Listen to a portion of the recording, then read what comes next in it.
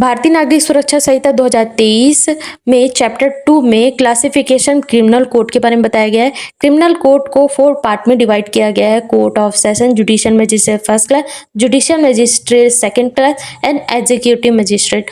आज हम section 6, section 7, section 8 and section 22 के बारे में समझेंगे एंड इसमें कोर्ट ऑफ सेशन की पूरी इंफॉर्मेशन आपको इस सेक्शंस में मिलेगी।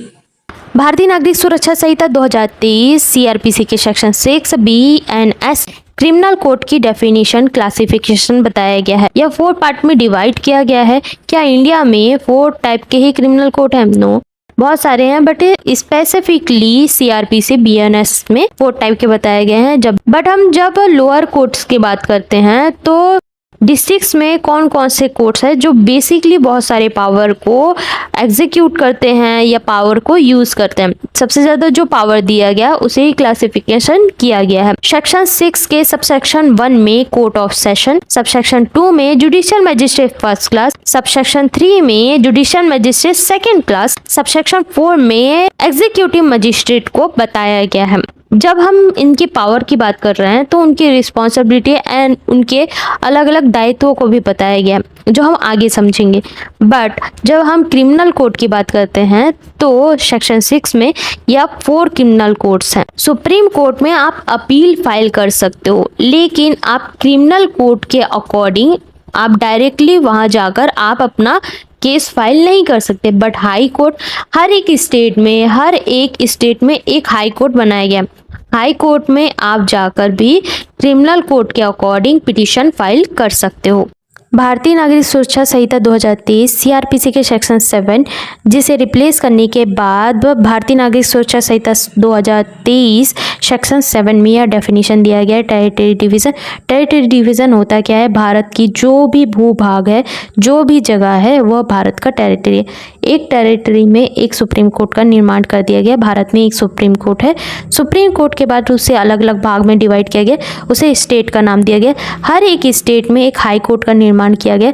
हाई कोर्ट के निर्माण के बाद जब भी हम उस हाई कोर्ट में एक रिस्पॉन्सिबिलिटी दी गई है जुडिशियल सिस्टम के लिए, अगर उस काम को और अच्छे से एग्जीक्यूट करने के लिए और डिवाइड किया जाता है, जिसे हम सेशन डिवीज़न कहते हैं। सेशन डिवीज़न में भी कोर्ट का निर्माण किया जाता है। जब और भी डिमांड पड़ चुकी है तो हम उसे डिस्ट्रिक्ट में डिवाइड कर सकते हैं। डिस्ट्रिक्ट के बाद उसे सब डिविजन्स में भी डिवाइड किया जा सकता है। सेक्शन 7 सबसेक्शन 1 में बताया गया है टेरिटरी में अगर स्टेट में कोई भी सेशन डिवीज़न किया जा रहा है तो सेशन डिवीज़न के लिए जो भी डिस्ट्रिक्ट्स है या डिस्ट्रिक्ट्स है, मतलब कोई 1 डिस्ट्रिक्ट या मोर देन 2 डिस्ट्रिक्ट को मिलाकर सेशन डिवीज़न किया जा सकता है। सबसेक्शन 2 में बताया गया है कि जब भी स्टेट गवर्नमेंट चाहती है तो वह लिमिट्स एंड नंबर्स को चेंज कर सकती है डिस्ट्रिक्ट के। डिस्ट्रिक्ट में जब भी वह चेंजेस करना चाहती है तो वह हाई कोर्ट से कंसर्न मतलब सलाह लेने के बाद ही चेंज कर सकती है। सबसेक्शन 3 में बताया गया है कि अगर state government limits and numbers को चेंज भी करना चाहती है और वह हाई कोर्ट से कंसेंट लेने के बाद ही चेंज कर सकती है, बट हर एक डिस्ट्रिक्ट में वह चेंजेस के अकॉर्डिंग वह चाहती है कि वह काम और भी अच्छी तरीके से हो और उस जगह पर वह डिमांड है तो सब डिविजन्स का भी निर्माण किया जा सकता है। सब डिवीज़न का निर्माण ओनली स्टेट गवर्नमेंट कर सकती है। स्टेट गवर्नमेंट हाई कोर्ट से कंसर्ट लेने के बाद ही, सलाह लेने के बाद ही वह एक सब डिवीज़न कर सकती है। भारतीय Nagarik Suraksha Sanhita 2023 BNS section 8 CrPC के सेक्शन 9 में यह डेफिनेशन दिया गया है। जब हम कोर्ट ऑफ सेशन की बात करते हैं तो भारतीय नागरिक सुरक्षा संहिता सेक्शन 6 सबसेक्शन 1 में भी बताया गया है कि क्रिमिनल कोर्ट ऑफ सेशन में आता है।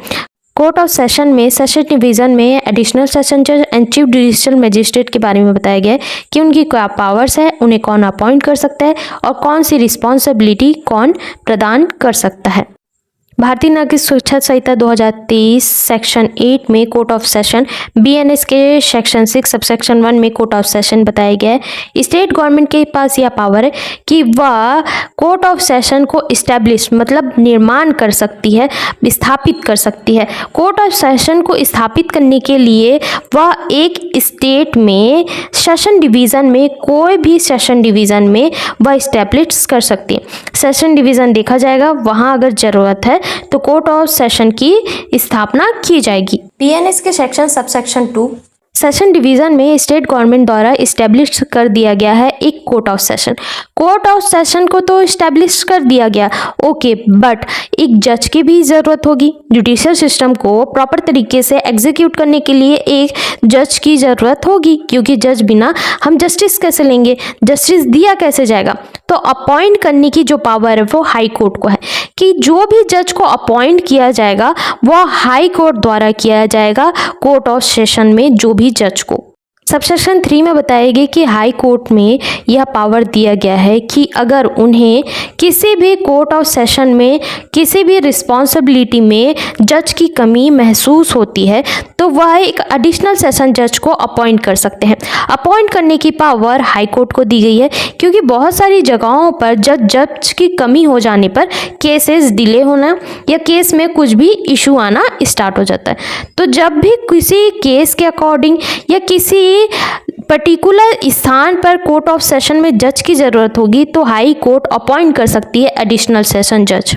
सबसेक्शन 4 में बताया गया है कि जब भी सेशन डिवीज़न किया गया है, सेशन डिवीज़न में कोर्ट ऑफ सेशन लाया गया है, तो हाई कोर्ट के पास यह पावर है कि वह एडिशनल सेशन जज को अपॉइंट कर सकती है। यह पावर सबसेक्शन 4 उन्हें प्रदान करता है। सबसेक्शन 5, अगर हाई कोर्ट के पास में यह पावर दिया भी गया है कि जब एडिशनल सेशन जज नहीं है और उस जगह पर एडिशनल सेशन जज भी नहीं है तो वहाँ कौन अपॉइंट कर सकते हैं या किसे अपॉइंट कर सकते हैं। जब किसी भी जगह जज भी नहीं है और एडिशनल सेशन जज भी नहीं है, मतलब वहाँ एडिशनल सेशन जज की कमी है, तो चीफ जुडिशियल मजिस्ट्रेट को भी अपॉइंट किया जा सकता है। उन्हें रिस्पॉन्सिबिलिटी दी जा सकती है, उन्हें रूल्स के अकॉर्डिंग लेटर भेजकर या उससे पोस्टिंग करके द्वारा हाई कोर्ट द्वारा अपॉइंट किया जा सकता है चीफ जुडिशियल मजिस्ट्रेट को। सीआरपीसी के सेक्शन 28 बीएनएसएस सेक्शन 22 में बताया गया है सेंटेंस के बारे में कि अगर हाई कोर्ट अगर कोई भी दंड देना चाहते हैं किसी व्यक्ति को तो कब तक दे सकते हैं, कहाँ तक दे सकते हैं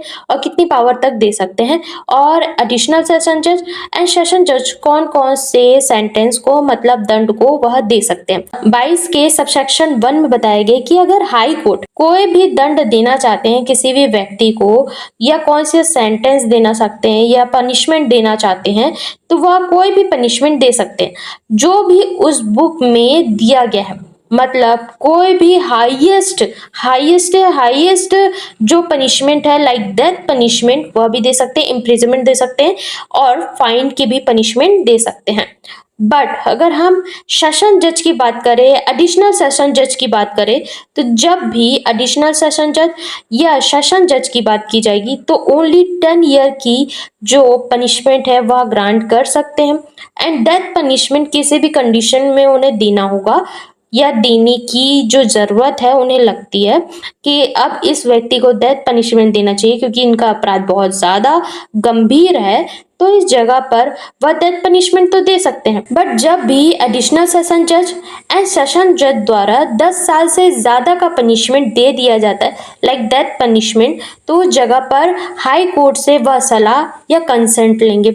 वह हाई कोर्ट को यह सारी चीज़ें बताएंगे और हाई कोर्ट को लगता है कि सच में इस व्यक्ति को डेथ पनिशमेंट देना चाहिए तो वह ग्रांट करेंगे। जब तक हाई कोर्ट ग्रांट नहीं करते तो वह डेथ पनिशमेंट को वह पास नहीं किया जाएगा।